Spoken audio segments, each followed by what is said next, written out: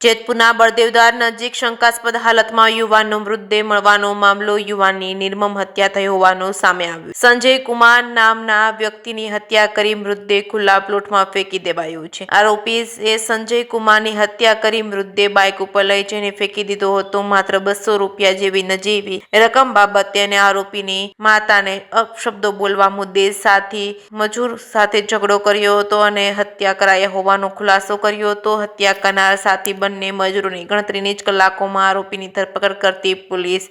જેતપુર ઉદ્યોગનગર પોલીસે આરોપી આશિષ અવસ્થી અને રામચંદ્ર બિસ્કમ નામના સાથી મિત્ર આરોપીની ધરપકડ કરી છે. મૃતક સંજય શ્રીરામ સાથે આરોપી આશિષ અસ્થિતને ઉગ્ર બોલાચાલી થઈ હતી. આરોપી આશિષે મૃતકના ગળાના ભાગે છરીના ઘા મારી નિર્મમ હત્યા કરી હતી. જેતપુર ઉદ્યોગનગર પોલીસે ગણતરીની જ કલાકોમાં હત્યાનો ભેદ ઉકેલી 2 સાથી મિત્ર આરોપીને પકડીને કાર્યવાહી કરી હતી. જે સિંહ ગુજરાતી સાથે રાકેશ પીઠડિયા, જેતપુર. આ યુવાન કોણ હતો, એના હત્યારા કોણ હતા અને તેનો ઇન્ટેન્સ શું હતો અને ક્યારે હત્યા થઈ હતી?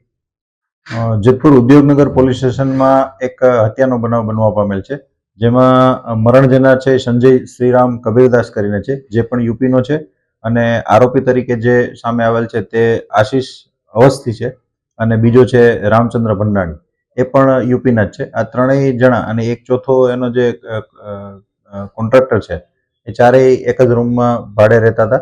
કોન્ટ્રાક્ટર 14 તારીખે સુરત મુકામે ગયેલ હતો, અને આ 3 જણા જ્યારે રૂમમાં હતા ત્યારે મરણ જનાર અને આશિષ અવસ્થી વચ્ચે બોલાચાલી થતા એ બંનેને રકઝક થયેલ હતી, અને રકઝક બાદ આશિષ અવસ્થીએ તેમને ચાકુના ઘા મારી અને સંજય કબીરદાસને મોતને ઘાટ ઉતારેલ છે.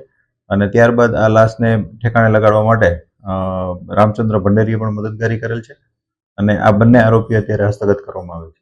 હત્યામાં સર એક જ છે કે મદદગારીમાં બીજા વ્યક્તિ?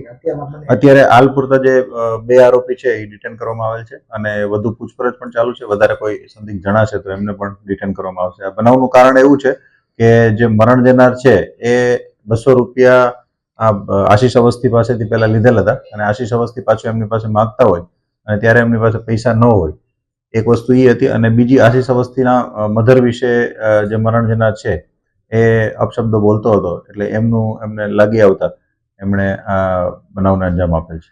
શેના વડે હત્યા કરવામાં આવીને હત્યા જો મકાન ઉપર અને જ્યાં રહેઠાણ ઉપર કરવામાં આવી તો મૃતદેહ અલગ જગ્યાએ ફેંકવામાં આવ્યો તો કઈ વાહનનો ઉપયોગ કરવામાં આવ્યો તો એવું કોઈ પૂછપરછમાં સામે?